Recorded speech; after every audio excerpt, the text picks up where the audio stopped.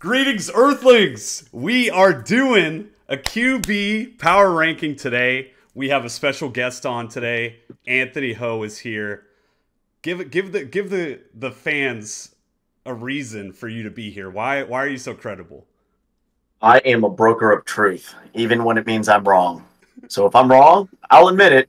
But I've been watching football for a long time, played a little bit growing up, but I don't do fantasy. I don't do bets. I just watch football and call it like I see it. And that's about it. And give your boy a follow at _superho on the IG. Uh-oh. Thanks, guys. How many followers will we get? Let's go Huh? I don't know. over under 1.5. It's everybody's favorite brunch boy and everybody's favorite pick me here on the podcast. Yep. And another thing about you too is, yeah, you watch a lot of college football too, so you're gonna have an idea of these guys earlier on. Yeah. When it comes to me, I mostly wait until they hit NFL. Ever since I started the podcast, I've been doing a lot better about trying to watch quarterbacks a lot more, just to stay on top of things. So let's get right into this, guys. We don't want to waste any time. We got how many 35 quarterbacks to evaluate here. We put it under 6 tiers. We got Patrick Mahomes, Goat Chasing, Franchise Tag, Chad Pennington tier, which is from Anthony. Show me something that might be like more the rookie guys. We don't really know what we're getting out of them. And then we got the Nathan Peterman and Friends tier. So that's not the best after the last NFL start that we saw out of him. Okay, so I will let the guest go first, and we will start you off with Josh Allen. I'm putting Josh Allen in Goat Chasing. Any explanation there? I mean, where I else could think it be, I guess? I think Josh Allen is an all-time talent. He's up there. He reminds me a lot of John Elway as far as play style and ability. But I do not think he's going to win a ring until they put a little bit more of a team around him. And to be frank, I don't trust Sean McDermott. I don't trust any man who starts Nathan Peterman and thinks it's a good idea. There's a statistic where if a coach and a quarterback are paired up for longer than 5 years, they don't win a Super Bowl or something. I'm kind of with you. I'm like barely top 5 for Josh Allen. I'm lower on him than most. And I don't think the problem is Josh, right? But they've had 3 or 4 years. They have not figured out their running game, right? I think they asked him to do too much. And when you look at a guy that's an all-time great like Elway, he got him Super Bowls, he got him to the big dance, but he didn't win it. So they made the team complete around him, and I'm a big fan of that. Yeah, scheme over team. All right, so I got Baker Mayfield here. One guy that I'm a fan of him. I'm a fan of his gameplay.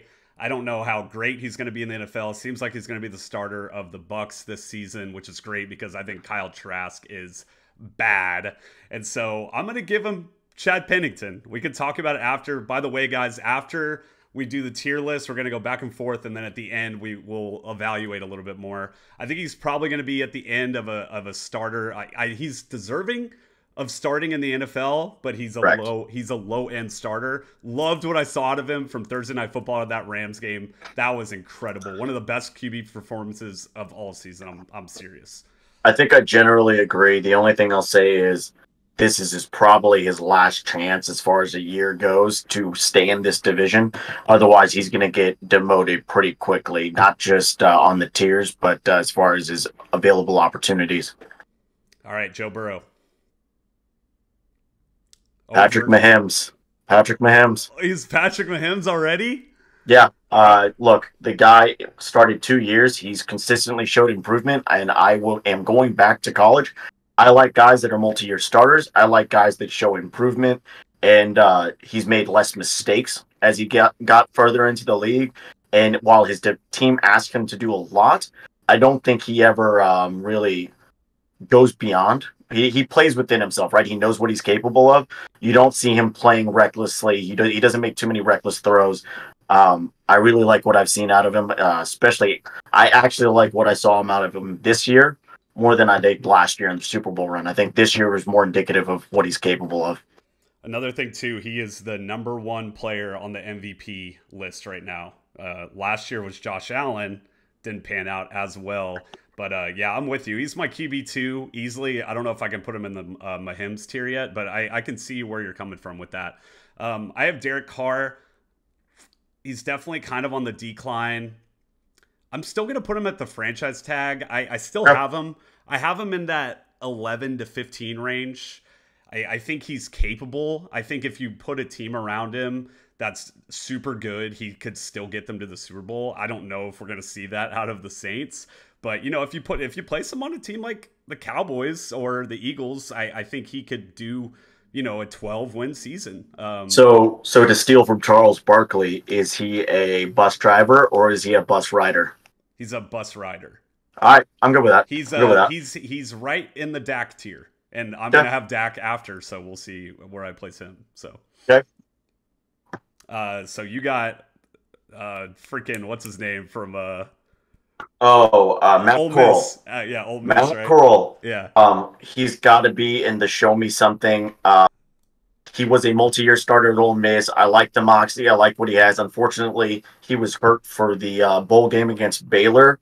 I don't think he's got the arm talent and the physical talent to be in the show me something. Not quite bad enough for me to put him in Nathan Peterman and Friends. Okay. The only thing I definitely have against him is I watched him in the preseason. He looked really bad. Obviously, that's not fair of me to say that. Another thing, too, is that the Panthers willingly are trading up and getting a quarterback. So that Agreed. That kind of shows something about him, too. But I'll also say the Panthers were bad. Yeah, for sure. Okay, so I got Dak Prescott. I am a Cowboys fan.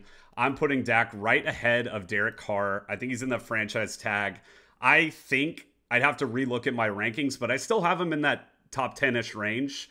I said it this season, right when Cooper Rush came in, I said Dak is going to come in and play. He's going to be reckless. He's going to try to prove something and show people that he's still that guy. And he just did. He tried to do way too much. He's a game manager. He's not known for his interceptions. Like, this is the first year that he threw a lot of picks.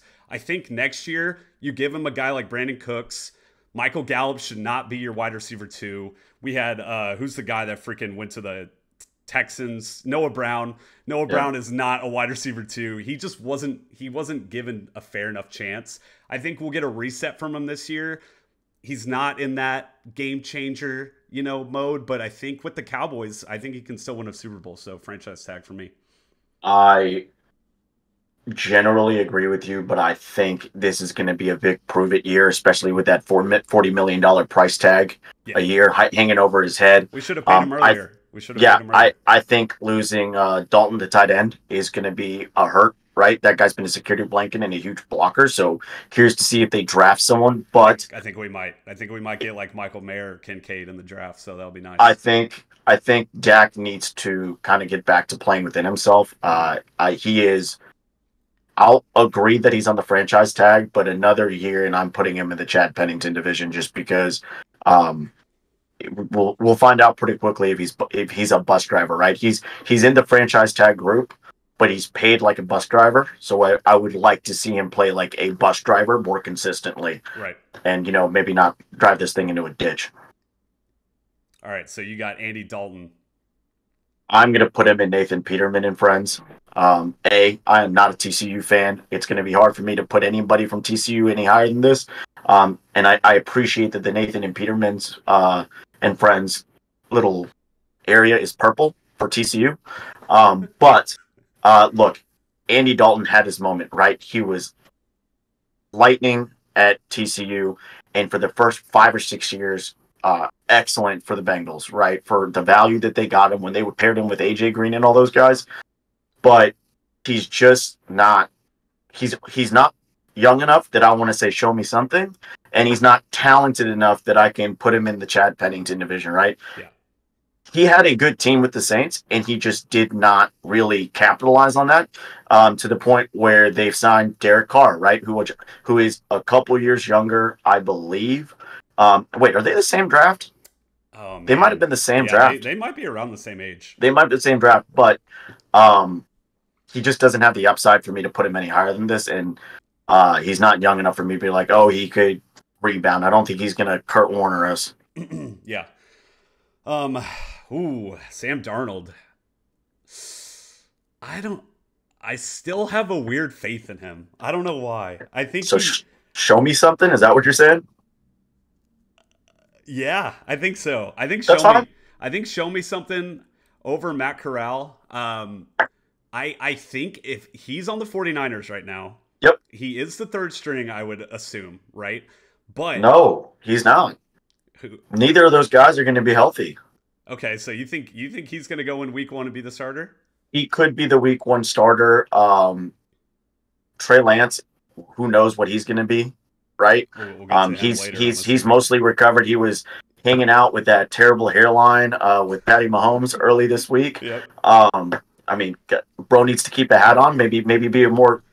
I worry about a quarterback's awareness when he's not aware or something like that. But that's all jokes. But Sam Darnold has the talent, and more importantly, he's got the physical tools to succeed in a Shanahan scheme. Right? He can get to the end around. He can get to the boot. He can throw pretty well on the move, and as long as you keep the field to like half a field, or keep the reads simple for him, he seems to do well in those situations. Big one is he's going to need Kyle Shanahan in his ear every play, kind of dictating or guiding him where to go with the ball. Here's my thought process with Darnold, and we can move on, right? We have a player that played for the Jets and the Panthers, and then now he's moving on to the 49ers, which could be the easiest scheme ever. Another thing I think that they signed him is that there might be a mid-season trade to where he's playing good early. There's a potential that he's a starter, right? Week 5 rolls around, Purdy comes back, a team with an injured quarterback. Let's say Dak gets hurt, and we're like, all right, we got to go get Darnold because we still want to make a run or something, right? I don't know how that would work, but I still think that he can be a solid backup, or like maybe in that Mayfield area. I was even considering and putting him at the back of Pennington.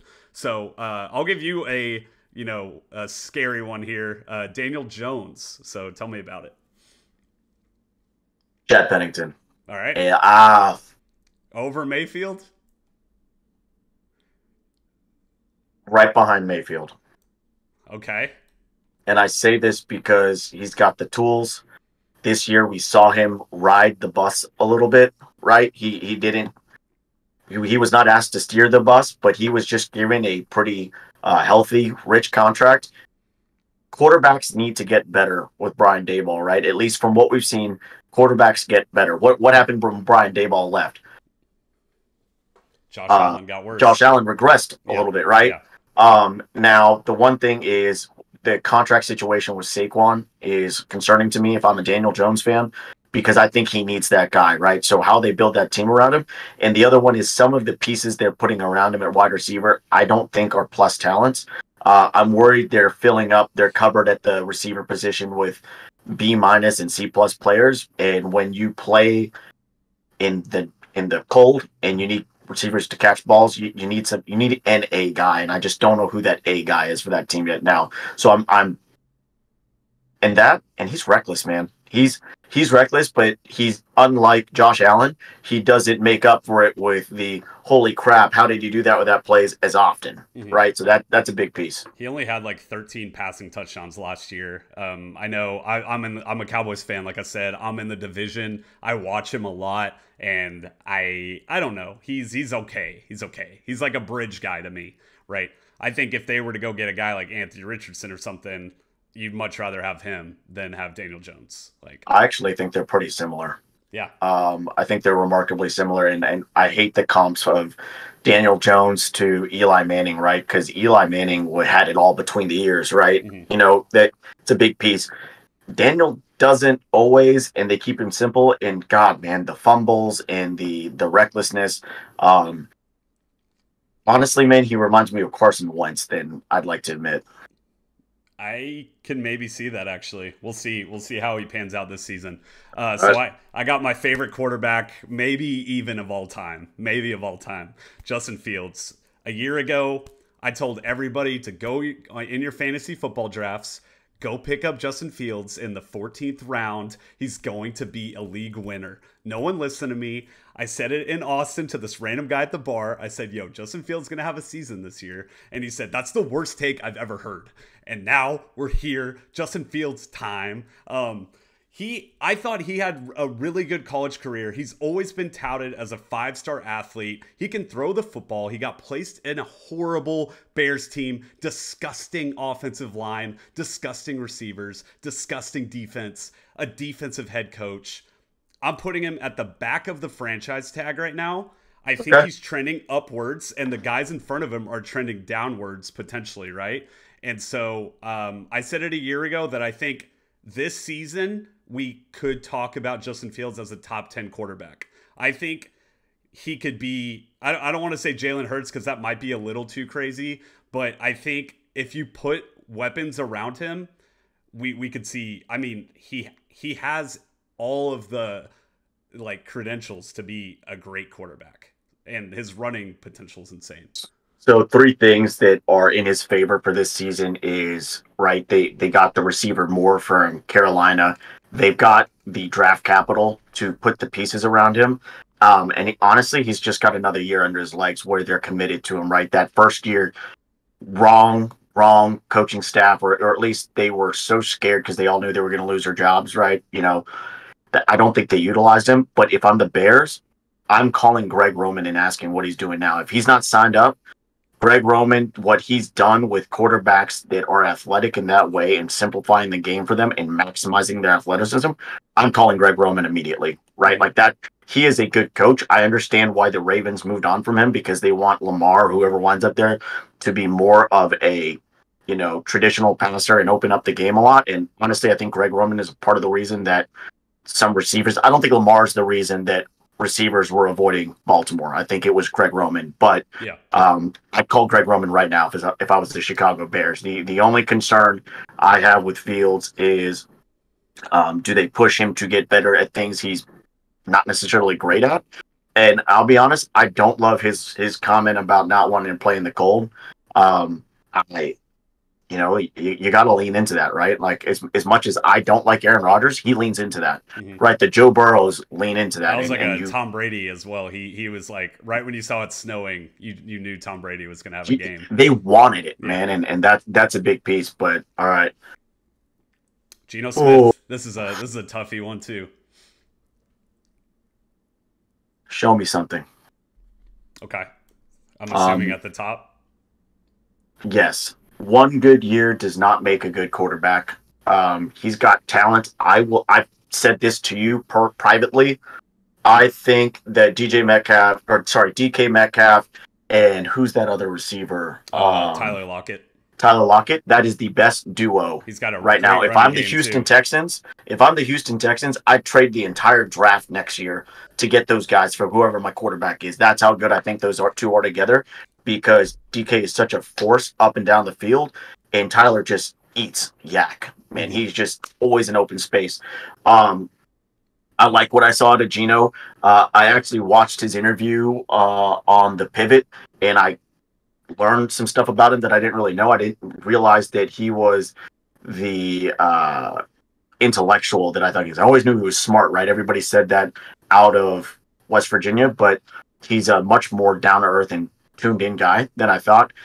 I just want to see another year, right? He got that $35 million a year contract, thereabouts. Pete Carroll's a great coach. Geno Smith's got the talent. This time next year, if we did this again, he's either going to be in the Chad Pennington division or the franchise tag. It's either or. There's no if it tanks, it tanks, right? But I realistically think we see, okay, he's limited, Chad Pennington, or hey, this guy's a baller. Let's put him in the franchise tag department. Question, and we'll go to the next quarterback. Would you select a quarterback if you were the Seahawks this year? So say Richardson or Levis are there. Are you picking them, letting them sit under Geno for a couple years and then letting them unleash? Or are you thinking that Geno with, maybe another tackle or an edge rusher could do a lot better this season? Let me say this right now. Will Levis is going to be another Jake Locker. Okay. I don't need bro posting gin selfies from the bathroom. There is no quarterback that is that yoked. And the other one is, he didn't get better. I know there was a coaching change. I know there's all this stuff. he plays recklessly, and he shows up to the draft and says, to the combine and says, I want to show off my cannon. Yeah, he let it loose, but there wasn't anything he did that's like, oh my God, nobody else can do that, right? I'm down on Levis. So I think a lot of people are now. Almost, I don't even see any truthers anymore. I know PFF, the PFF guys are, but that's pretty much it. I think he gets dropped to like the second round in the draft, or lower than a lot of people think. The question that I have with Richardson, and we'll get to this later, is not about Richardson. It's what do you think Geno Smith's runway is, right? Is he your starter for the next 3 years? Does he have the physical talent? Is he in shape? Is he, between the ears, that guy for the next 3 to 5 years? Or is he kind of a steady bus driver, right? Keep it between the lanes. If he's that guy, you don't draft. You put the pieces around him. And there's other guys like this on this list, Jared Goff being one that's coming up next. But I'll be honest, if you think Richardson has that talent, draft him, right? You figure it out. But it just depends on your evaluation of Geno. And right now,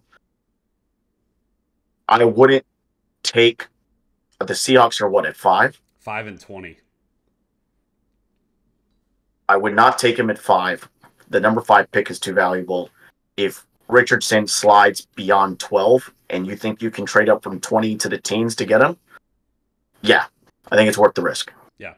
All right, we'll move on to Jared Goff. This is a guy that I was also hot in this coming into this season as well. You give him a top 5 offensive line. You give him great weapons around him, and he flourished this year. I said it from the beginning. Jared Goff was given an unfair chance when he entered the league. Dude was a really young talent, 21, 22 years old, stepped into freaking Hard Knocks with a great Rams team, and it just wasn't fair. Like, he was a first overall pick for a reason. I think, now he's 27, 28. He's kind of getting into his like prime years, at least a little bit. He's also a guy that can play till he's 40 if he wanted to, or maybe not that long, but 35. And so I'm going to put him franchise tag. I'm going to go below Fields just because if I'm playing a team, I'm a lot more scared of Fields than I am Jared Goff. But I think Jared Goff could be in that top 12. I'll say like 12 range. Jared Goff's, you were right. He was drafted to a tough position, but I don't think it was because of the Rams. I think he's a lot like Mark Sanchez, Sam Darnold, some of these guys. I believe he was like a 1-year starter, or at least he had one good year at Cal, right? I like guys that have, look at the guys who were successful. Patrick Mahomes, 3-year starter. Burrow, 2-year starter, and worked his ass off at Ohio State. Josh Allen, 3-year starter at Wyoming. These are guys who have seen the reps. Something someone once told me that makes a lot more sense now when I watch is you hear a lot about, those guys don't have to practice, or those guys don't have to play in preseason games because they can take mental reps. Mental reps are only valuable if you've taken enough physical reps to know and understand what you would do and what you should do in that situation. Otherwise, all of us watching football are taking mental reps, man. You have to have the snaps behind it. And I will say, I think he's got the snaps behind him, and I think he's got a team and a coach that seem to believe in him. Yeah, I think he's in the franchise tag. I do think this is his ceiling, though. I do not think he'll ever be in the GOAT chasing department. Oh, no, I don't think so. But that's not a problem in the NFL. I mean, it's a hard time coming finding quarterbacks, right? I mean, you're basically saying like you don't necessarily trust in Richardson or Levis, and so with that, there might only be 2 franchise guys in this draft, right? And I don't even know if you're hot on. Goff is a slightly more athletic Matt Ryan, and Matt Ryan was a pretty good quarterback for a while. And I make fun of it. And I would put Matt Ryan in the Chad Pennington division just because I like making fun of Matt Ryan. And he should have got a Super Bowl. Yeah, right. Lost to Brady. Oh man, I want to see what you do with the next guy. Yeah, so that's you. You're Heineke. Oh, I'm Heineke. I'm putting Heineke and Chad Pennington. Okay, over I'm putting him right. I'll put him behind Daniel Jones. Okay. Out of productivity and snaps. But Taylor Heineke is a guy who at Old Dominion had real snaps, real reps. I know it's not, your D1 FBS, let's go playing for the national championship, but he had good reps and he has worked his butt off. And honestly, he's been better than a lot of the guys they've sat or benched him for, right? I know people are high on Sam Howell, also a multi-year starter at UNC, and I'm going to sound like a broken record when I talk about this, but I think he's got that moxie, and I don't think he's a show me something. We know what he is, but it seems like if you put the pieces around him, right? Scary Terry McLaurin, right? Gibson, the rest of that team, and when that defense is playing well, I can't knock the way Heineke plays, right? And they beat the Eagles. He will put his head down and go for that effing pylon, right? And I want that out of my quarterback. He's got kind of a killer mentality, and while he doesn't have a bunch of oh crap, like how did he do that, or how did he thread that pass, he also doesn't fumble or throw any stupid interceptions, right? So he plays within himself. He's Chad Pennington to me. Yeah, I don't hate that. Another thing about Heineke also, and we'll move on, is that I think he's solidified himself as at least a backup for the rest of his career. He's a guy that you want in your locker room. He's proven that. Like, he's comfortable. He even went to the coaches and said, hey, I shouldn't start this week. Give Sam Howell a chance. That's backup mentality. You're comfortable with that guy being in your locker room, and he seems like he wants to win, right? I think Atlanta got a steal signing him. And I'll say this, if I'm high or I like Jacoby Brissett and I like Teddy Bridgewater, if you're good with those guys being backup, you should also be good with Taylor Heineke being playing backup. He's the same guy in the locker room. He could come in and start.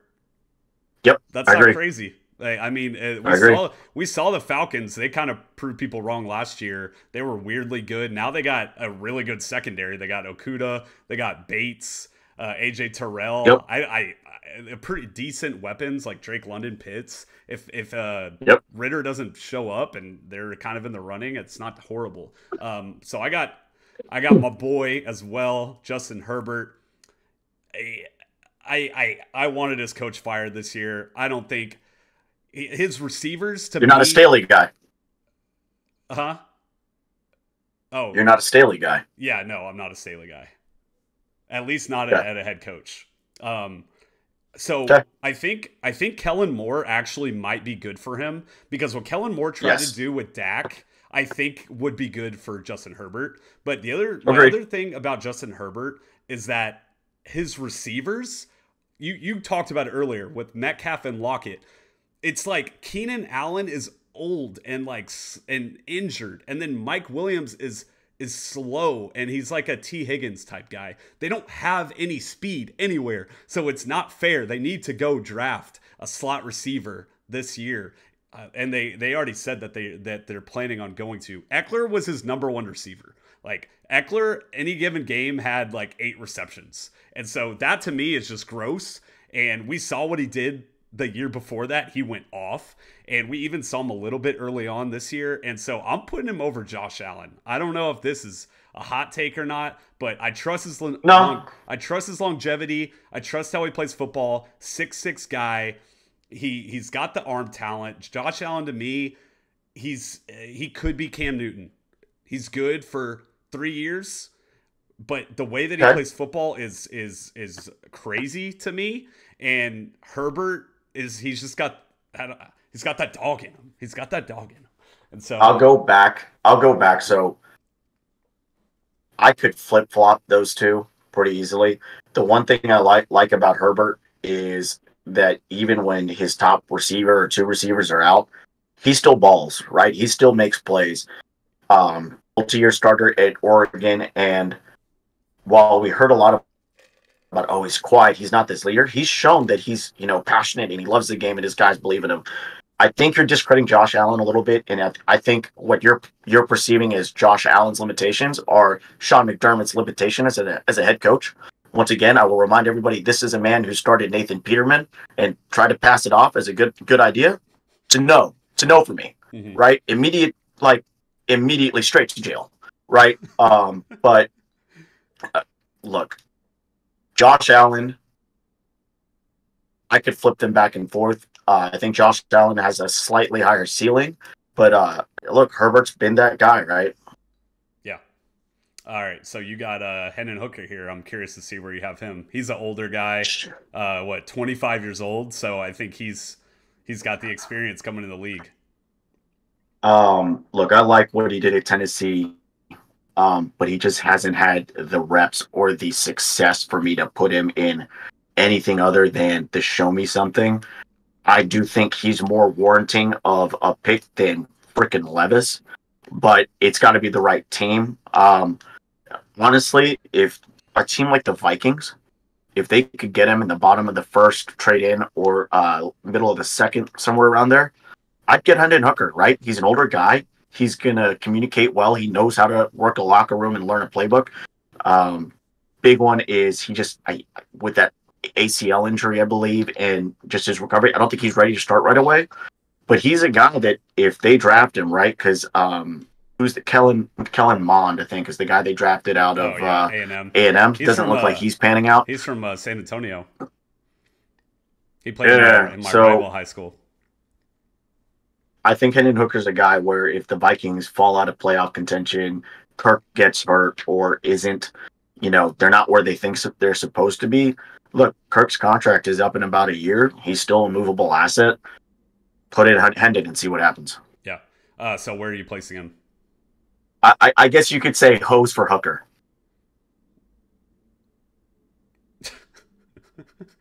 I didn't even want to. Where do you want to put him? I'll put him ahead of Coral. Okay. So I got Sam Howell. I don't know. You watched a lot more college than me, so it's hard to tell. I thought he looked pretty good in the preseason from the little that I watched him. I'm going to, just because I don't know too much, I'm still going to put him over Darnold. I mean, the Commanders are telling me that he is a starter in this league. And like you said, he had the reps. He played under Mac Brown.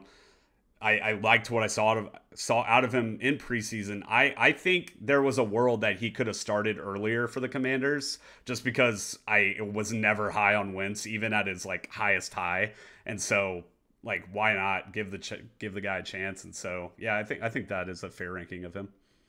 I'm good with that. He was a multi-year starter at UNC. He had 2 really good years. Going into his senior season, he was rated as one of the top 3 or 4 quarterbacks that should have gone off. He just didn't have the success that last year. And then seeing Drake May coming on the onto the scene and really excel at UNC's kind of jaded my perception of him. But I think high end Sam Howell is Dak with a little bit less strong of an arm. But his floor is Nathan Peterman and friends. All right, you got Jalen Hurts. I'm glad I don't have to do this. Franchise tag. Okay. But I'm going to put him ahead of all the other guys. Yeah, okay. That's where I would have put him, I think. He's a multi-year starter. He transferred, succeeded there too. Something that I really like about him is he seems to go into the offseason and work on the things he's bad at, right? We haven't seen him come back from an offseason and be worse at anything, right?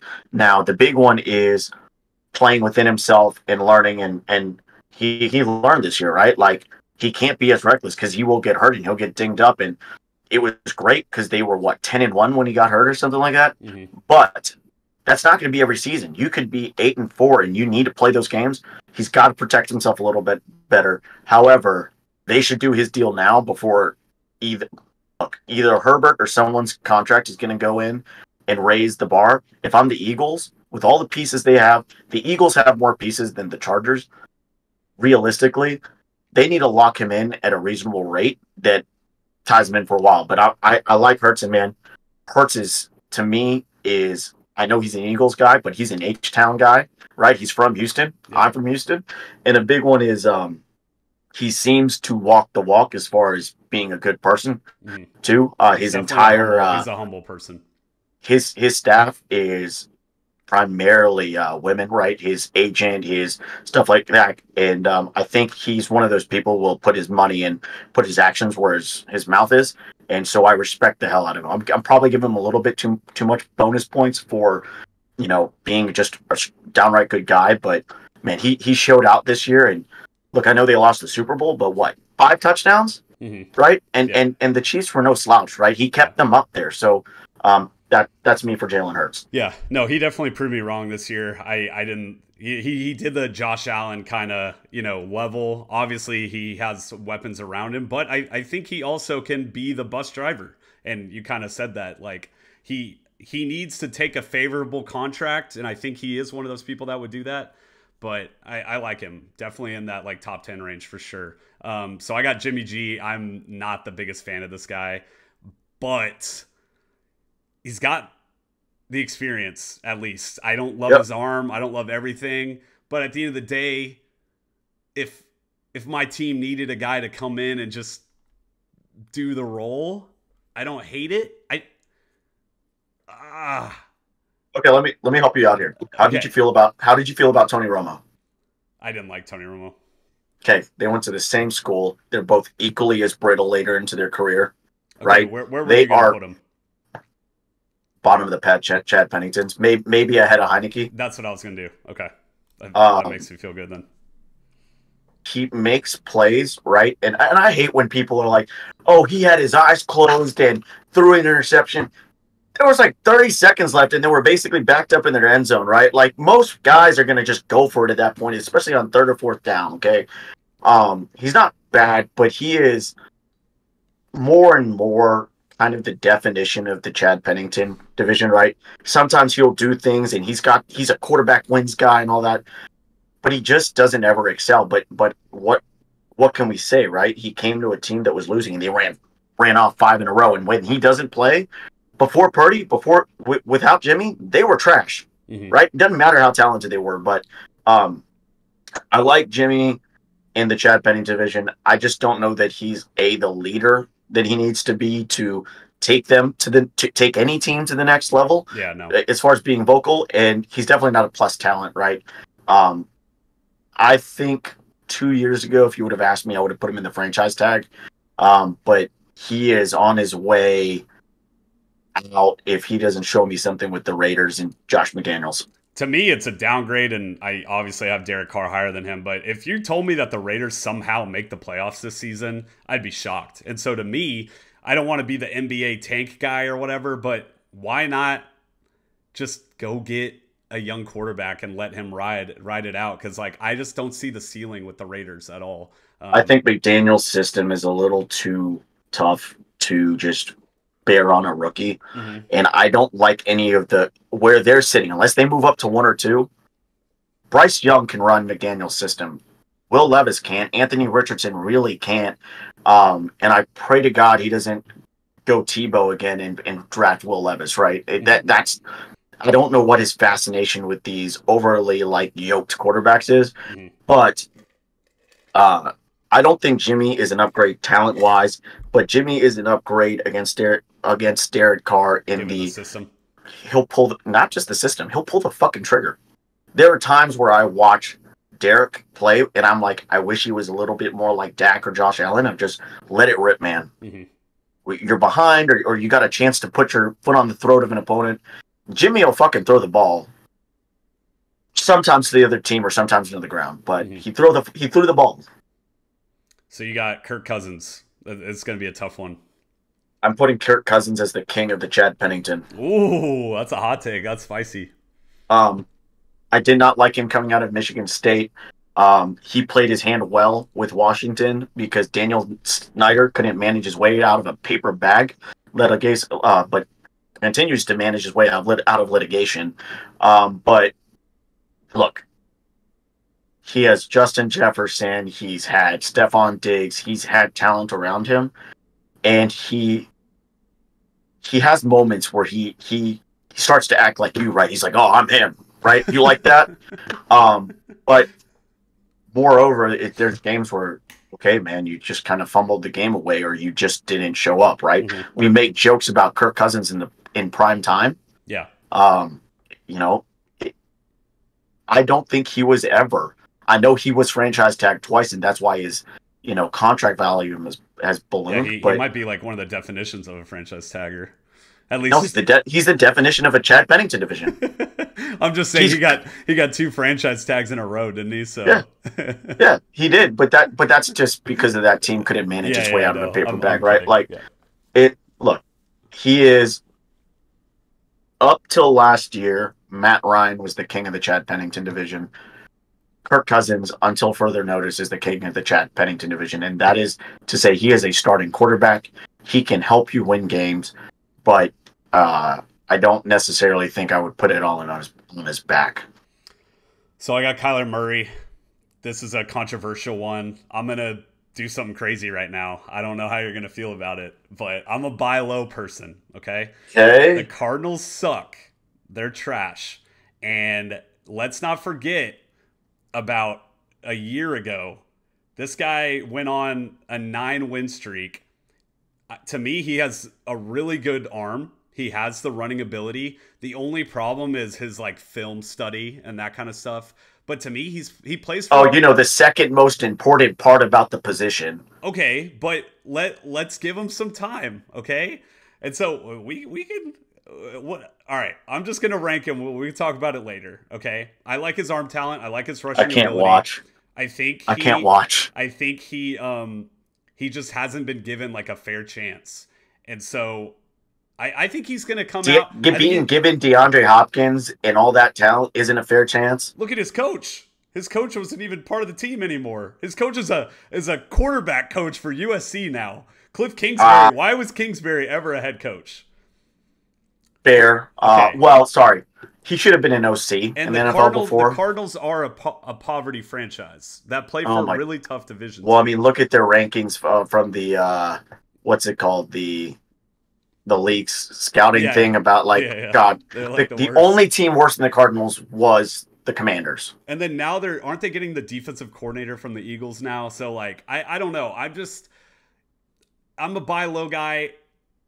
This is definitely going to be too high for you. I'm putting him over Dak. He's right here for me. How crazy is that? Where do you want him? Honestly, I was worried you were going to put him ahead of Jalen Hurts. Okay, I'm kind of okay with this. Okay. But I have a scenario for you that I think the Cardinals should consider. They're already locked into they're already locked into that contract. I think it's a bad contract. I'm not high on Kyler Murray. Coming out of high school, was not high on him. You see a lot of videos of him blaming and chirping at other guys. I know people have come to his defense. He's got Napoleon syndrome, man, and it's unfortunately Napoleon syndrome, and unfortunately he takes that out on COD and warfare, right? Not the freaking football field. So we were talking about Kyler as an MVP, like I said, literally a year and a half ago. So yeah, but we were talking about Wentz the same way. Yeah, fair. Okay, so Kyler Murray is a talent. Yes, he is in the franchise because he's better than just Chad Pennington. He can take over games. I just don't trust him. If I'm the Cardinals at 3, and one of the guys that I rank highly slides to 3, I'm taking that. I'm taking that guy. Stroud, if he's there, if he falls, if he or Young, either one. If he falls, if the Texans do what I think they should do and not take a quarterback, then yes. And what I would do is start the kid. Let him get some reps. Maybe start a backup like a Colt McCoy type. When Kyler gets in, let him play. Let Kyler ball. Do everything you can to pump up his value and trade Kyler. I would trade Kyler for 2 first-round picks next offseason. I don't necessarily hate that idea. Not just because I don't trust. He does not. His contract does not fit their rebuild schedule. No, I agree. With J.J. Watt and all the other needs they have, they're moving DeAndre Hopkins. I don't think, and they to get better by next year. I think this is a 2-3 year rebuild. You're going in and out there a little bit. I don't know if you want to try reconnecting, but I agree with that. I don't hate that idea. Kyler on the Cardinals to me is a waste of talent. I would have much rather see him on a team that makes a little bit more sense. Let's say the Colts, for example, a team that has a little more ready players. Throw him out there, see what he can do. Because the Cardinals are not. I've got one better for you. If they give up on Kirk Cousins, Kyler Murray, Justin Jefferson, Dalvin Cook, the weapons that they've got there, they play in a dome, right? So, yeah, you got to go play Green Bay and the Bears, but Kyler Murray can do some damage there. Yeah. All right, you got Lamar Jackson.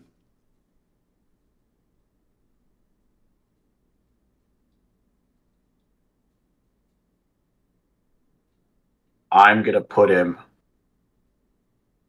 ahead of Kyler. Okay, that's where I would have had him. Um, and I would say Justin, sorry, Lamar and Hurts are somewhat interchangeable at the 1 and 2, just based on they both had MVP caliber seasons. Um, my issue with Lamar is Lamar is a better passer than anybody gives him credit for. Right? He doesn't have the best deep ball, but intermediate, right? Inside the hashes, 20 yards and out, in. He's pretty freaking good, man. He's accurate. And it's not his fault that his best receiver was Marquise Brown. Dude, their receivers right? are so bad. Okay. And I'm going back to it. I think Greg Roman, right? Because Greg Roman wants his receivers to fucking block, right? And there's only so many Anquan Boldens out there, right? And Anquan Bolden's one of my favorite receivers of all time. Me too. Yeah. Okay. That being said, I don't always see Lamar puts in work. I think he's dedicated. I don't necessarily see him making the improvements he should make in certain parts of his game, right? Particularly footwork and how do I say this? When the play breaks down, jumping straight to kind of moving out of the pocket instead of stepping up and taking what's there, if that makes sense. Yeah. He's got that potential. He's a really smart guy. He's got all the talent, and I hate when people say he's not a good passer. He's a much better passer than people give him credit for. I just want him to see him be a little more deliberate as a passer, and honestly protect himself a little bit. Right? It hurt him the last couple of years. It hurt his narrative with the Ravens and all that stuff. But I like Lamar. He's a wonderful quarterback, and he was a great start at Louisville. And look, he's coming to the league, and I know this year wasn't what everybody wanted, but man, he took over for 2 years there. He's also really young as well. I mean, he's still like 25. So yep. So I got Will Levis. I don't want to beat on a dead horse. We've already kind of talked about him. Here's a guy. He probably has 80% bust, 20% ceiling with the talent that he has. But I'm putting him under Hooker. I've watched a decent amount of tape on him. He just doesn't look good. He's like a pro style quarterback, and I'm kind of with you. He's a pro style quarterback built like a fullback. Yeah, I would be shocked if he gets picked in like the top 10. I don't see it. He's going to get picked in the top 20 probably just because of desperation, right? Like the draft just isn't that good right now. Yeah. We'll talk about I want to talk about this in next year's draft at the end of this to kind of give some balance to what I'm thinking. But honestly, man, I'm bordering on putting him in the Nathan Peterman and friends just because I'm so low on him. But you are right. He's not because he hasn't started it down yet. Yeah, I was gonna say, we can't deem someone Nathan Peterman without one snap in the NFL. Yeah, we don't want that world that he randomly turns into like Josh Allen. That's like 0.1% chance. And we'll just get flamed. So you got Jordan Love. He's ahead of Sam Howell. I think, look, his first 2 years were gnarly, not super, but he came in this year and played well when he needed to. I think if they move Aaron, they've got the picks around him. They move the contract. They'll free up salary cap space going into next year. But he's got to be consistent, and the big one is he just hasn't been consistent. So he's got to show me something. But LaFleur seems to be higher on him than I thought was possible, and let's give this guy a chance. And the reason I put him ahead of the other guys is he seems to have more physical tools than a couple of the guys that aren't Darnold or Hooker, right? He came in at the end of that Eagles game, and I was really impressed with him. He made some really good throws. Another thing too is like, how can you sit under Aaron Rodgers for 2 years and not be good? Like that's your fault at that point. Kind of similar to the Brett Favre thing. Matt Flynn sat behind Aaron Rodgers, and he got beat out by a third-round Russell Wilson. So I don't want to hear anything about sitting behind. Okay, there's guys that have sat behind John Elway. Look at half of Brady and Manning's backups. Okay, I don't want to talk about the. But he also has the talent, is what I'm saying. Like, what was I Matt agree. Flynn drafted? I Yeah. agree, but who you sit behind is not a precursor. Okay. Mac Jones is. That's who I got. Oh yeah, you're right. I'll give you the easy one. So I got Mac Jones. I'm not super hot on him, honestly. I don't think he has a high upside. I think he's in the show me something tier. I'll put him Where though? Here, right there. Okay. Yeah, I think he's. I don't know if he's a franchise guy. He came in. Bailey Zappi came in and scored more points, and I'm not necessarily calling for Bailey Zappi because I don't think Mac Jones was given a fair opportunity with the coaching staff and everything like that. But I just don't see his upside, and I'm not really like I'm always give the upside guy a chance because when it comes to the Super Bowl, I always say this, and it's same thing with fantasy football. You always want the guy that's going to give you the upside. We play to win the championship. We play to win the Super Bowl, and I just don't play to win the game. Play to win the game. Like, I'm a Trey Lance stan. Give me Trey Lance over Purdy. Like, I want the guy with the talent, and I just don't see the talent out of Mac Jones. Like, if he goes against Josh Allen every season, if he goes against Aaron Rodgers for the next 2 years, if he even goes against Tua, he's just not. He's the worst quarterback in that division, and I just don't see it. And so Mac Jones, he's okay. I could see a Chad Pennington era for him, but he's never going to be even Goff to me. I don't think he'll ever be Goff. I agree. His ceiling is Chad Pennington division. I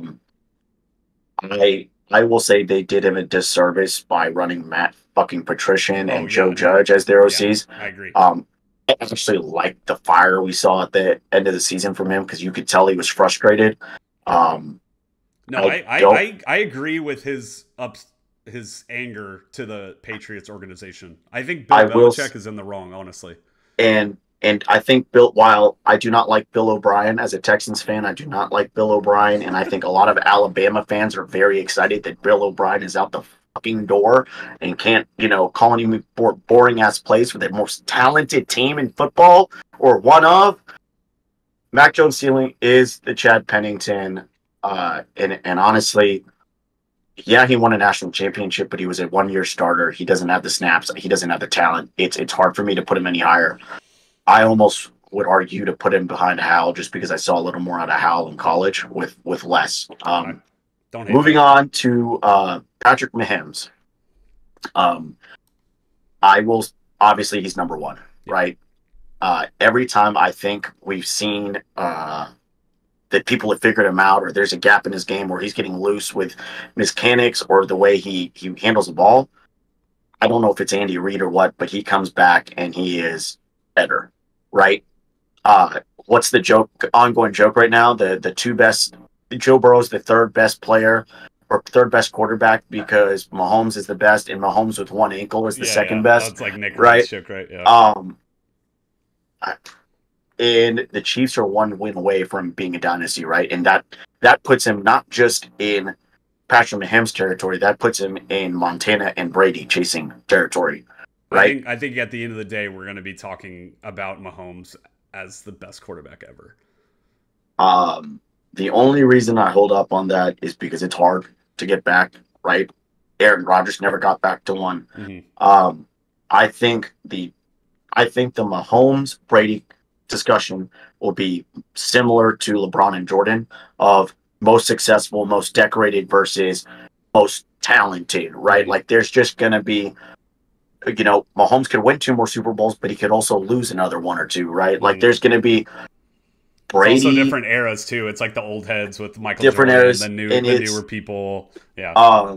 And the other one is Brady. Everything was between the ears, right? Mahomes just has that weirdly perfect blend of athleticism and touch. And what is crazy to me, I wish I could do anything as well as Mahomes throws the football. Like it looks effortless sometimes, and he's up there with a guy we'll talk about later. But Matt Stafford and Aaron Rodgers, right, 2 of the purest throwers of the football.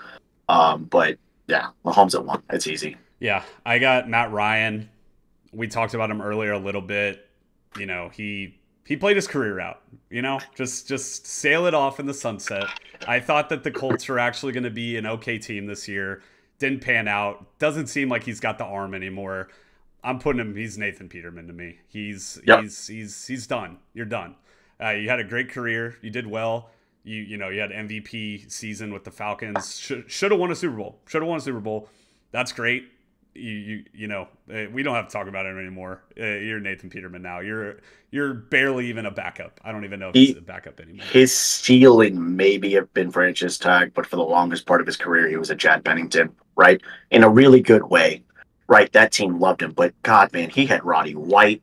He had Julio Freeman, Julio Jones, Antonio Gates was there. Michael Turner was there at running back, right? Deontay Freeman, stacked. Absolutely stacked, and they had some good defenses there. Mm-hmm. But dude, he had a lot of great throws. He force fed the ball to Julio great. I just didn't have too many moments where I was like, "Damn, I wish Matt Ryan was the quarterback of my team." And I'm a Texans fan, right? I'm not sure if I've told everybody that. I'm not sure that I ever really cared. Like, oh God, I wish Matt Ryan would be a Texan. And that I think that says a lot. Yeah. Speaking of the Texans, yeah. Oh yeah, you would. That's a good one for you then. I'm gonna put him ahead of Levis. Okay. You want to talk about guys in a bad position, right? He's had 2 lame duck coaches, a disorganized franchise. They had Jack Easterby, who's nothing better than a chaplain, as like the VP of operations or some shit. I like what Nick Caserio is doing, and I love D'Amico Ryans. One of my favorite players as a Texans fan. Was so mad when we let him go to the Eagles, and I think he's going to be a great coach. I don't think they should draft a quarterback this year, not because I'm particularly high on Mills or anybody else they've signed, or Case Keenum for that matter. I just think I'd rather gamble next year. And plus, I think if you trade out of the second pick, you can add some real pieces to the team so that whoever we draft next year, hypothetically, would come in with a win. That being said, Mills is a heady guy. He's kind of like our new TJ Yates, right? Good enough. He wins some games. He's got the moxie, but he just doesn't have the plus talent, right? Davis Mills is like basically every other Stanford quarterback not named Andrew Luck. Yeah. I actually don't hate the take anymore. I saw it, a week ago, and you said D'Amico Ryans and everything. Like, I mean, getting Will Anderson at 2, that would be great. Obviously, you know that the Texans have a lot more needs than just an edge rusher. But yeah, you could almost tank this year, not necessarily tank, but try. And then next year we got 2 franchise guys. Not just that, I think we have 3 franchise guys next year. Actually, we'll talk about. One? Okay. Oh, we'll get that. We'll get to that. Okay. There's a world where they trade out at 2, or keep their picks, and we walk away with Will Anderson or Jalen Carter plus a Joey Porter or whatever cornerback that they think is second, and shore up that team. They got Jimmy Ward from the 49ers, who is going to be a fantastic leader for that D'Amico Ryans defense, right? You set the table. You only draft a quarterback in the top 5 if you got the table set. Otherwise, you're asking him to be a savior, and I don't think anybody's ever been that, right? Yeah. Look at the quarterbacks that have been most successful, and they've been drafted like 8 to 16, 15, right? Because the team was ready and they pulled the trigger. Maybe they trade up and got him, right?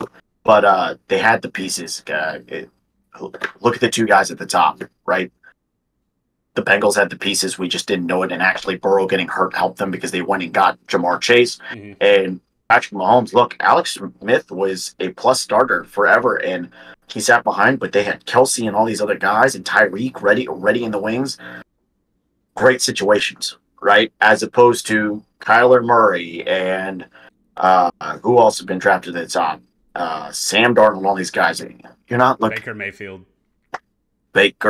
Yeah, that's their mistake. Yeah. But still, Baker wasn't given a fair chance either, right? I think Baker actually would have done great with a team like the Colts. Mm-hmm. But anyways, I digress. Yeah, I got Kenny Pickett. I was thinking about it before my pick, and I think the only reason he was a first round pick last year is just the desperation of the Steelers. Ben Roethlisberger, we talk about a noodle arm at the end of his career. Oh my God, that guy, I probably could throw similar to him right now, which is sad. He was only throwing like 5-yard outs at that point.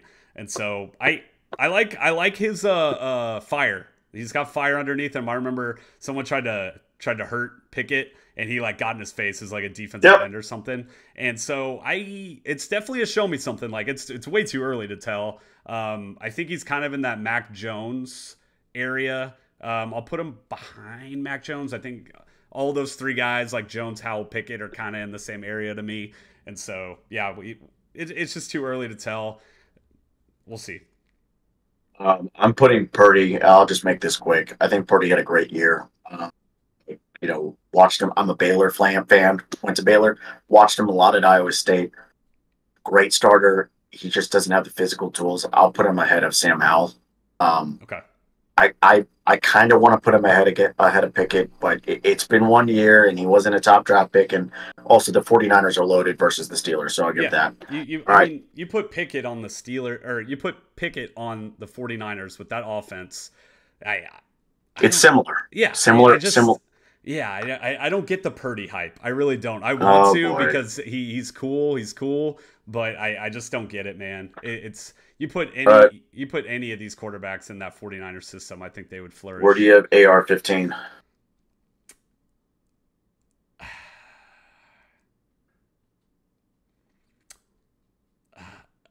He's the definition of a guy that needs to sit for like at least 2 years. Boom or bust. Boom or bust. No. I'm saying he is a boom or bust player. Oh yeah, I thought you were like. There's no in between. There's no in between. No. He's so boom or bust to me. I think he belongs right there with Hooker. If I could put him on top of Hooker, I would, because they're different reasons. I have him higher than that just because I'm an upside guy, and so I would put him here. Okay, but same tier. Oh yeah. Same tier. Okay. Something. Yeah. I will give it to you for the talent. Also, Florida just did it. You said it. He played one season, played like 10 games, whatever. Yep. He's really young. He's like 20 or old, like 20.8. And so he has to sit behind someone. I think we talked about Geno Smith earlier. I think, I don't know if I would do it, but I don't hate that. Pete Carroll would love to groom a young quarterback, just like he did Russell Wilson. He did the same thing with Russell Wilson. Maybe get him, and then Pete Carroll just makes a god out of Anthony Richardson.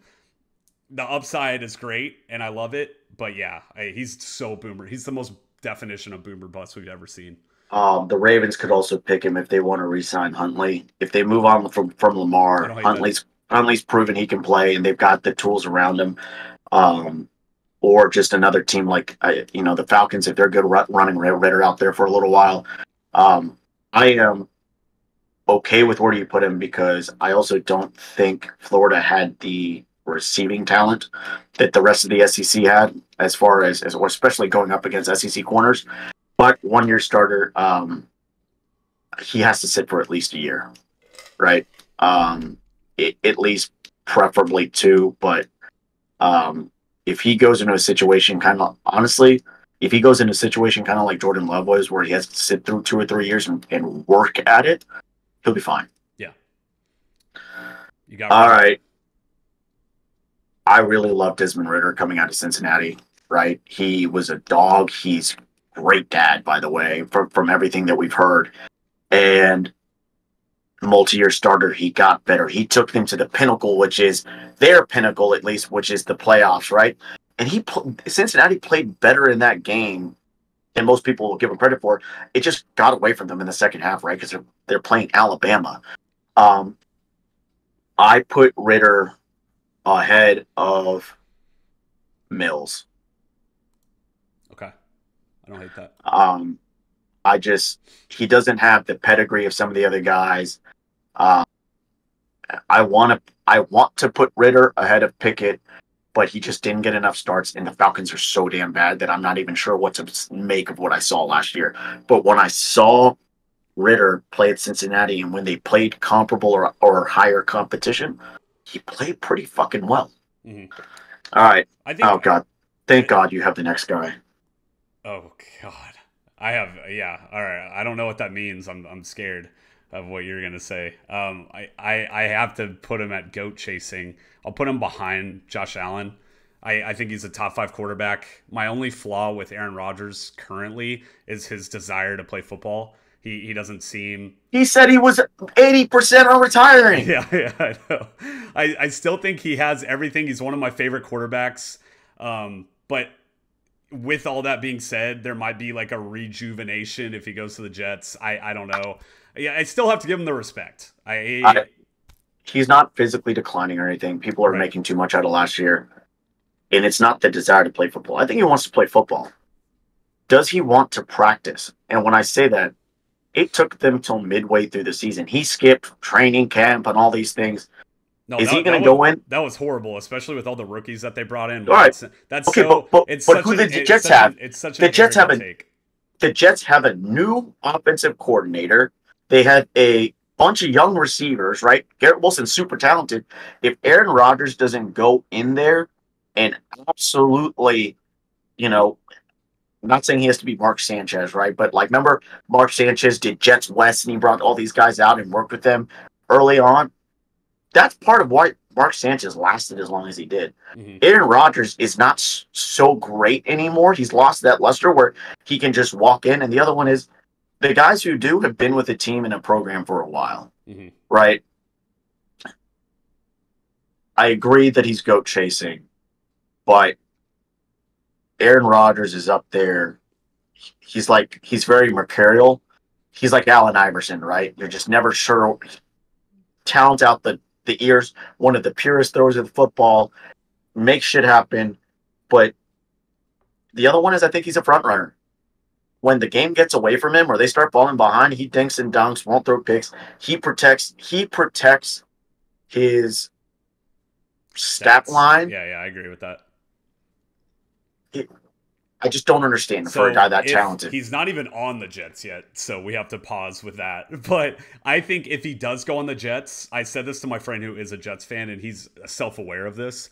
I'm going to fade the Jets so hard at the beginning of the season because, like, I don't think it's going to mesh. And you said everything. Like, he should be on the Jets already. They should be practicing. Like, Dak's outside in his backyard with his receivers right now. Oh, but it's fine. He's practicing right now in Jets cleats. They already sent him some cleats, man. It's fine. Yeah. It's fine. No, I think if he plays for the Jets, they have to play him differently. They got to go hand the ball off to Breece Hall. Like, it can't be old shotgun Rodgers. Like, you know, they have to play a different style of football for it to work. Like, player on their defense, player on their run game, and then have, like, a veteran guy out there. Because, like you said, there's going to be some chemistry problems with him and the receivers. That's a big part of it. You know what? Hopefully he built some chemistry playing beer darts with Nathaniel Hackett.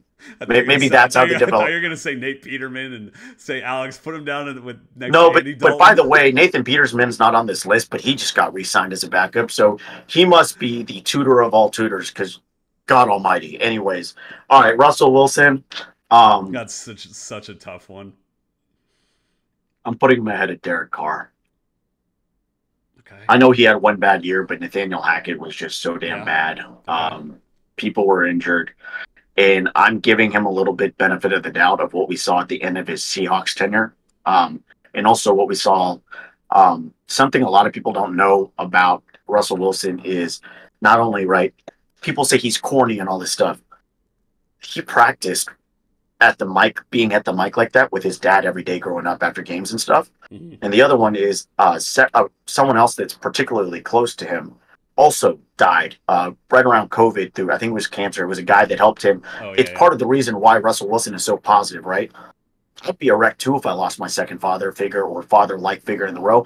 And the other one, hypothetically, Pete Carroll appears to have given up on me, right? So that is I don't envy him. I think he's in a tough space. I don't think he's corny. I think he is who he is, right? If he's corny, then what the hell is Kirk Cousins, right? But he's got the talent, and I think that he's got the tools to succeed in a Sean McVay offense. They need a running back. They need a running back or a tight end to be a good outlet for him. One thing they did not really have this year is are really. Their offensive line was pretty meh. Yeah, and who's that running back that went from the Javonte Broncos to the Williams. Chiefs? No, the one. You're talking about Melvin Gordon. Yeah, I've never seen a guy do so little in a Super Bowl and throw the deuces up and say, oh, who's laughing now? All of us, man, because you didn't do shit. Yeah. I'll say it. So you're giving Russell Wilson, you're almost like, to me, you're basically erasing what happened last year. That's where you're placing him, pretty much. Maybe a little higher. Maybe you would put him in like the over Kyler, right? Kyler's just got so much talent and he's younger. No, I'm saying if last year didn't happen at all. Say he had like a normal Russell Wilson year last season. Then he's tied with Lamar. Then he'd be tied with. That's what I'm saying. think he'd be tied with. Now the one thing with Russell that I want to see is I want to see how this offseason goes and him spending time with the receivers, whoever they've got there. But they need a running back there, and I just don't know what they're going to do because to get him and to get Sean Payton, where are the picks? They've got no picks, so they had a better sign and draft perfectly. Mm-hmm.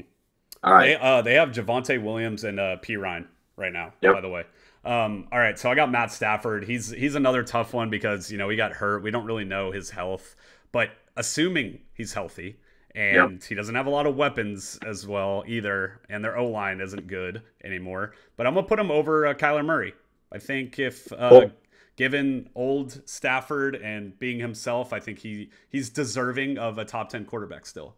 He did just win a Super Bowl. So Matthew Stafford is one of the best throwers of the ball live action, right? I'm not talking about guys in shirts and T-shirts throwing it out there. Live action, and I will never forget seeing him. What was it? He dislocated his shoulder or something like that and led the Lions right down to a fucking touchdown to win that game. I'm sorry, like moments like that are what get me juiced for football and like loving the sport. He's got that talent. He can still throw the ball. I don't think he has necessarily the air he used to, but he can fit it in windows and like Mahomes and Rodgers, right? He can be on his back foot, throwing it over his shoulder if he had to. Like, I'm exaggerating, but I'm good with that. CJ Stroud is Jared Goff, maybe a little bit more athletic. I'm low on Stroud. That doesn't mean I don't think he should be a top 5 pick. He needs pieces around him, and he is actually a guy that would fit great for a team like the Ravens, right? Now, I don't think. Look, I was very low on Stroud last year. Him and DJ Ukulele were particularly disappointing to me. Yes, he shows out in certain games, but there's certain games where I just feel like I don't know if he's disappearing or if he's allowing other players to thrive. That's hard for me to watch, right? Played at Ohio State with fantastic talent. Probably one of the best receiving corps ever known to man. Yeah. I 2 years in a row. Yeah. I made this take on TikTok. I don't know if you saw it, but it was basically like if you remove that Georgia game, say he had a mediocre Georgia game, I don't think we'd be talking about him as like the number 1 pick right now. That game, like, why is that one game just such a complete change on him? I agree with you. Because he showed out. He showed out. Yeah. I'll put him behind Goff. Oh, you think he's a franchise quarterback guaranteed? I think he's a franchise quarterback as long as it's I don't hate that. And we'll I like the way this lined up because I've got my favorite quarterback to pick next. So yeah. Go ahead. I got Ryan Tannehill. I think I'm more hot on him than most people. I don't think he's why because he still is a starter in this league, and that alone is difficult. And he's the most game. He's Chad Pennington. Okay, he's Chad Pennington. But what I'm saying is like athletic Chad Pennington. Being a starter in this league for 10 years or however long he's been a quarterback is something in itself. And so he carried the Titans to a 1 seed with like garbage, right? And so at least on the offensive side. No. Derrick Henry carried them to a 1 seed. Not carried, but he's still the most important player on the field when it All right, comes where to are you going being to put the him? quarterback. Just put him somewhere. Okay, I'm putting him ahead of Garoppolo. Is that fair? Actually, that's fair. Okay, because he's healthy for the most part. Right. I think a lot of people are calling for his neck. Is what I'm. And I will say, there is a world where I put him ahead of Daniel Jones. Okay. Not necessarily right this second, but there is that world. All right. My hot take, and you've been waiting for this. I have. Trevor Lawerence is white Jameis Winston. Both went to ACC schools. Both won a national championship early. Both kind of fluttered out. Not necessarily at the end of the careers as far as they were successful. They were on loaded teams that won national championships. And I'll say this about Trevor Lawerence. Much like Jameis, he throws the ball into double, triple, and multiples coverage more than anybody should because he doesn't have that kind of arm talent. He's got it between the ears, but he just trusts his arm so much more than he should. And I was kind of astounded how much he came on last year. And then you and I were there eating pizza, watching him throw 4 interceptions against the damn Bills, I think. Chargers. And claw his way back, right? And I think that's who he is. I would not be surprised if he was the next quarterback to throw 30 and 30. He's too talented to be in show me something. I would put Jameis Winston, I know he's not on this list, in the Chad Pennington division. I put Trevor Lawerence ahead of Baker. Oh my God. That is. You wanted me to put him in franchise tag? He's absolutely not. He's at least. Absolutely not. Okay. He is. Okay. Do you put Jameis Winston in franchise tag? Okay. It's not necessarily fair to compare those two guys. They're the same player. Okay, but Trevor Lawerence, the problem with Jameis, and I actually am kind of hot on Jameis as well. I thought he was going to have a good season this year, which he got hurt, and it's not very fair. But the difference, I feel like Jameis had his off-field issues, and I don't think Trevor Lawerence has that. I don't think. Okay, fine, but some of Trevor Lawrence's leadership to me comes across as performative. Seems like a good guy, but dude, he's reckless, and he. It's not just the interceptions; it's the ball security, right? Like how many? Yes, they recovered some of them, but he had fumbles, and I know he had a 7-game stretch where he was the best quarterback, right? He was even higher. If you take that 7 games, he's better than Mahomes. And the other one is, I'll say this, the Jacksonville Jaguars, despite having not a great team, I do like the Calvin Ridley ad. They're over the cap, right? And I don't think any of their receivers is necessarily a 1A, right? Calvin Ridley might be a 1B. How is that team supposed to get better when hypothetically the Colts, Titans, and Texans are supposed to get better? He had better be head and shoulders better and consistent this upcoming year for him to be entered. And I do not think, I'll say this, his ceiling is franchise tag. Okay. Ceiling. He will not. I don't think I will ever see him in the goat chasing. Okay, that's I'm a lot higher on him than you are. But that's fine. That's why we're here. I think you're just high. Okay, let me ask you this. We'll move on. Where did you have him in the draft? So you had Justin Fields higher than him.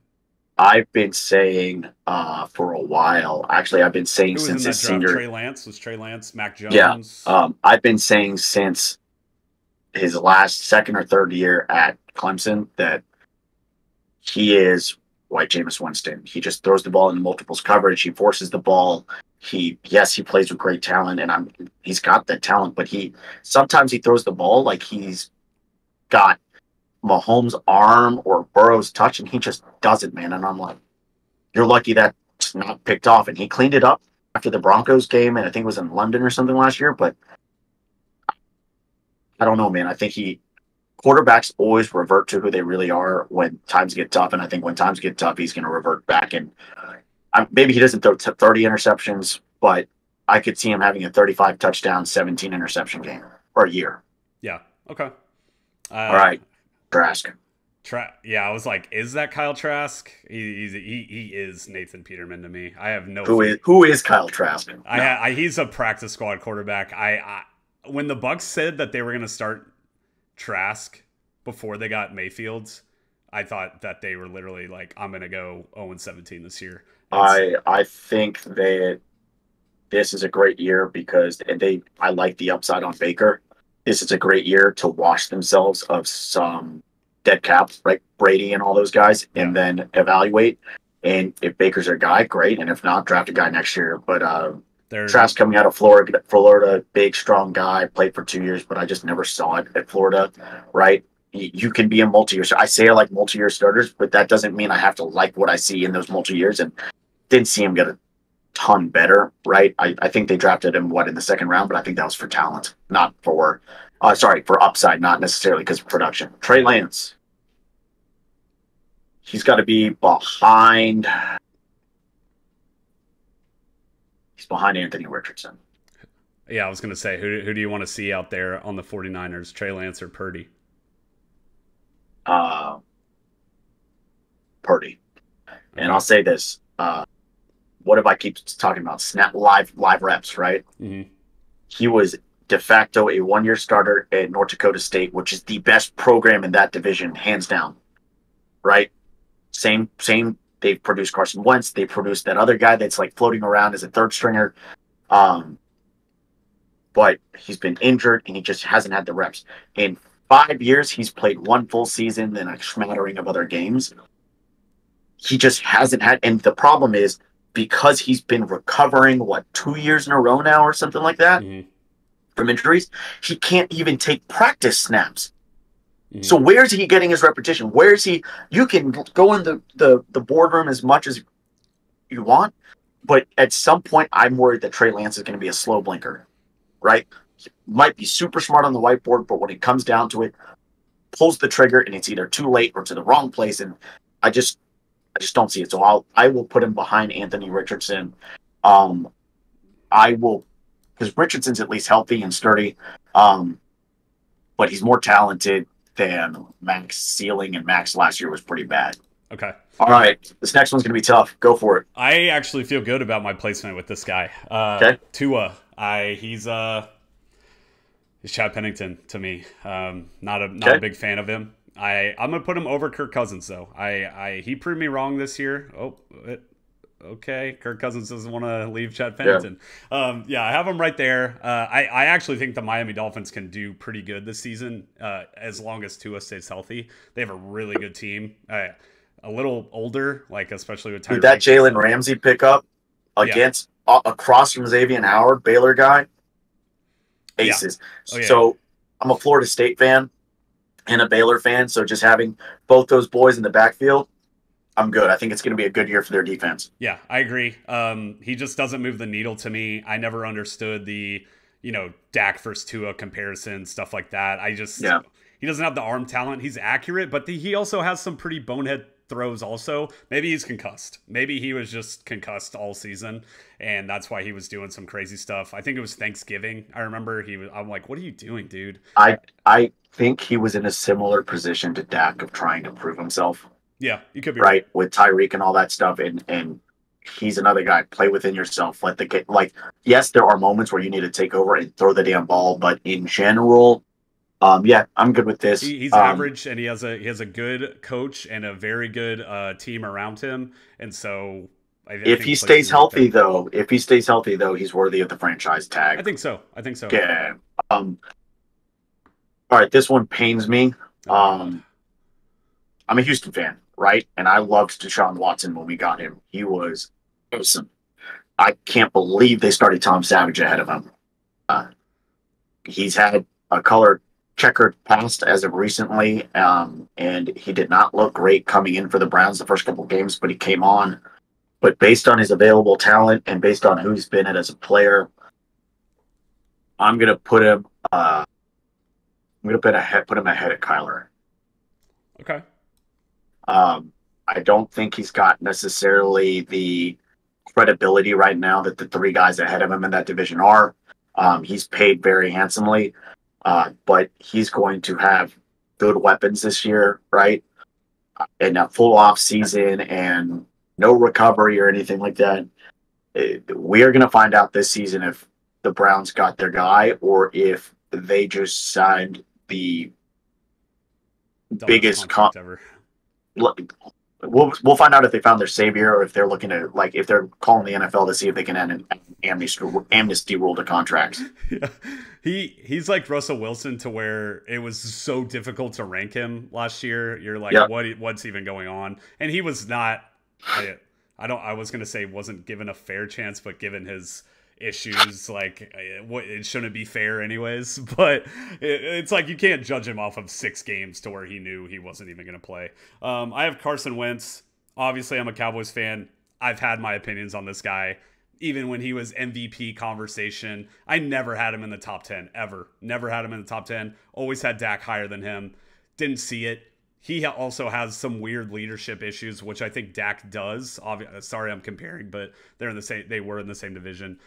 You're Nate Peterman to me now. You're lower than, yeah, because I wouldn't even want you as a backup on my team. You're behind Matt Ryan to me. Bad body language. Bad.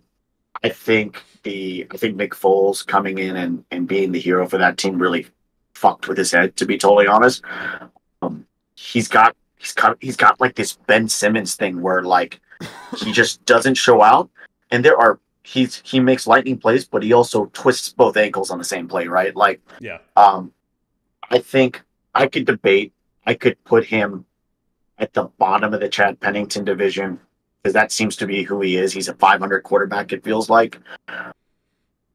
But I dislike Wentz, so I'm okay with you putting him there. But I think realistically, if you took his total career, he'd be behind Heineke. Sure. He'd be behind Heineke, like he should have been last year. I'm rating him like right now. I'm thinking of like, I just don't even see it. I could see him in the XFL before I even see him like as a starter ever again.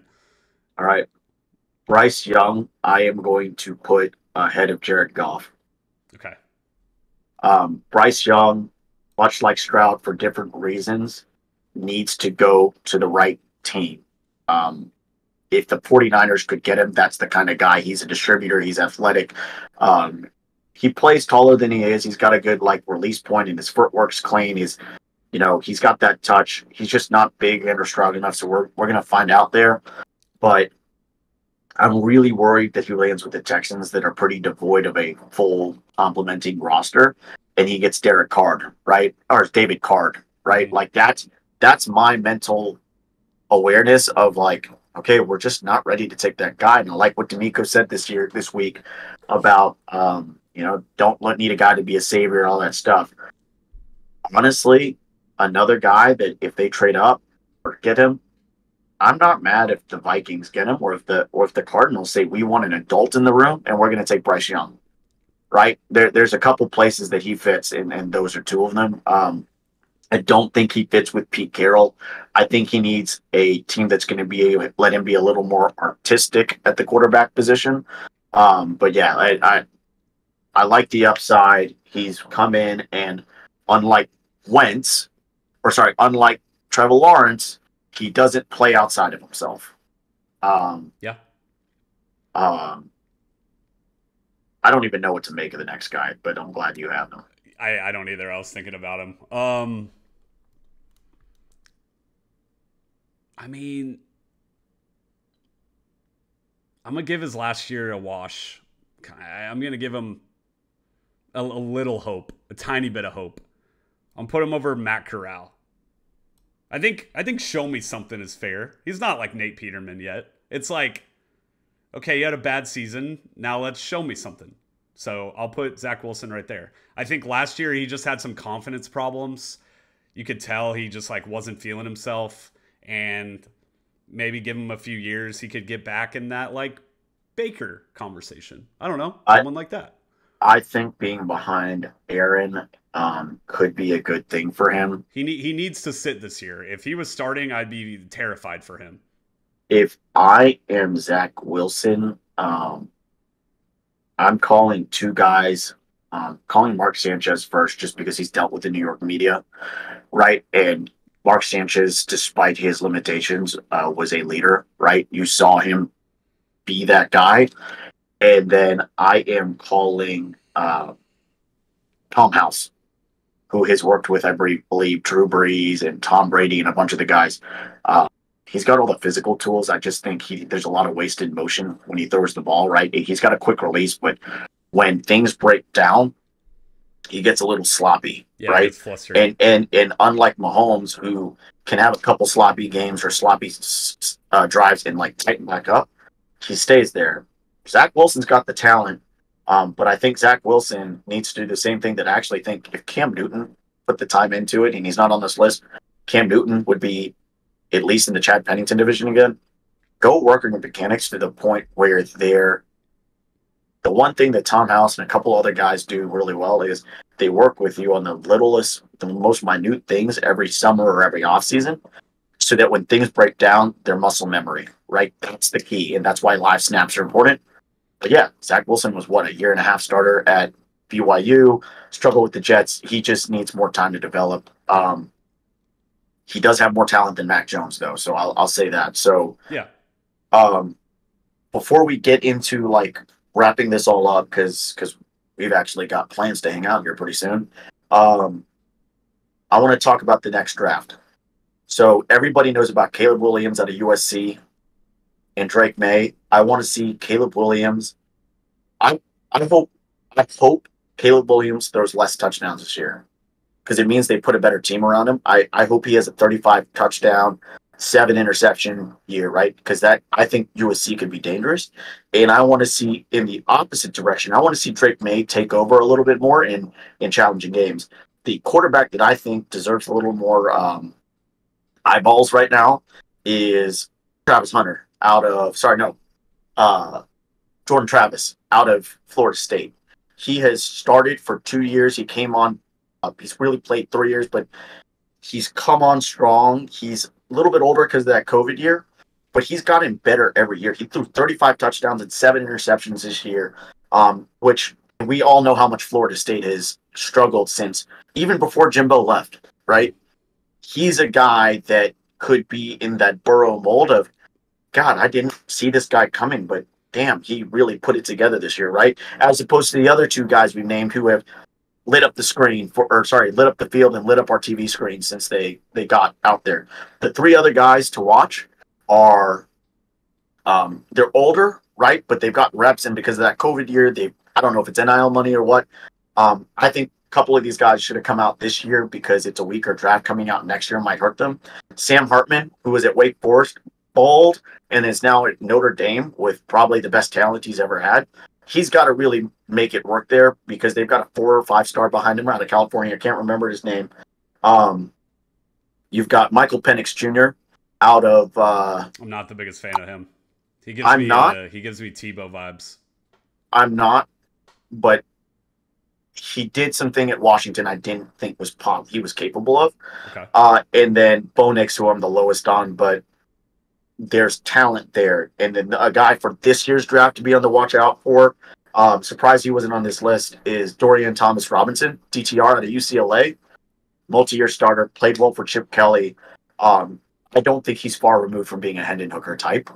Maybe less polished, but a lot more athletic, right? And he's been healthy. So as far as like to be on the lookout for, if I'm the Texans, pass. There's just, we don't have the talent and we don't have a guy that we can roll out there. And you can't draft a guy at number 2 and sit him for the whole year. It's not going to work optically. It's not going to work for the owner, the franchise, fans. Yeah. Look, you've got assets. I think we still have an extra pick from the Deshaun Watson trade next year. Package them both, do what you got to do. But next year, there's 3, maybe 4 guys, and there's going to be a guy that we haven't named yet that's going to be up there. I'd go get him, and I would let the Cardinals and the Colts. If I'm the Texans, I will trade the Colts number 2 pick just because, whether it be Stroud or Young, I don't think the Colts are quite where they were the last couple of years. I think they actually missed their window in talent a little bit.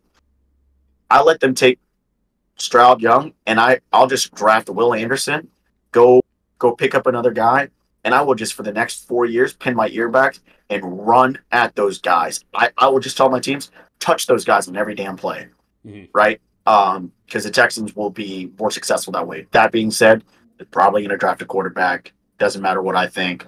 And I hope it's Stroud or Young. But I don't think we have the pieces to allow either of them to be successful. I think they're both franchise caliber quarterbacks as far as talent and skill, but the Texans just aren't there. Yeah, I don't hate that. I once I started thinking more and more about the whole Houston not picking a quarterback thing, I started understanding it a lot more, especially with the defensive coach, right? You know, if he wants to, you said it, pair with two young defensive guys that he can kind of just groom, like you said, Joey Porter, Will Anderson, guys like those, Jalen Carter. That doesn't sound horrible. Joey Porter has the ability to be a lower end Derwin James as far as his impact on the game. Yeah. To be the impact for impact on the game. I'm not saying he's going to be as freakish as Derwin James, right? Because I don't think Joey Porter's lining up at linebacker or safety necessarily, but as far as impact on the game, Will Anderson is just consistent. I don't know that he's ever going to be Bosa or who am I thinking of? You know, I don't think but I think he's going to be a solid starter on everything. I like him better than Jadeveon Clowney, and Jadeveon Clowney was taken first overall. So, what else we got, guys? I think that's it.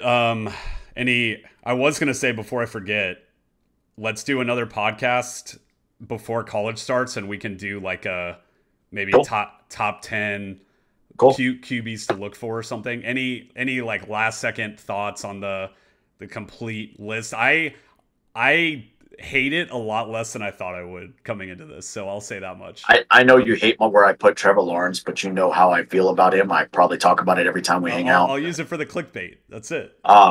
Yeah, that's definitely going to be your clickbait. But I'll say this. I'm good with where it is. Obviously, it's about where they are right now, and there's a little bit of projection there, right? Guys like Baker Mayfield, guys like Trevor Lawerence, they could be higher on the list when we do this again. I would like to come back and actually rank head coaches and GMs with you. I think that'd be a really fun exercise because Bill Belichick might be higher on one list and a lot lower on the other. And then college season and whatever you got, man. I will never come on here and talk about fantasy. I won't talk about betting, but I'll talk about football all you want. Yeah, that's good. We would probably prefer that, honestly, just because, you can translate it either way, right? People can take this list and use it for fantasy, so it doesn't really matter at the end of the day. But appreciate having you on. Obviously, we went a little bit over the time, but it's almost inevitable when you're ranking almost 40 quarterbacks in the NFL. So, plus you got some content out of this. Exactly. We got some content. I'll clip your Trevor Lawerence take and etc. Maybe tag you and we'll see. But, do you want me to? Do you want me to scoop you on the way to dinner? Oh man, you're forcing me here. All right, cool. I'll pick you up in 10. See you soon. If so, I definitely have to shower. But anyways, thank y'all for tuning in. If you made it this far, we appreciate you. Subscribe, like, comment, follow Superho on Instagram, and we will see y'all next time. Peace.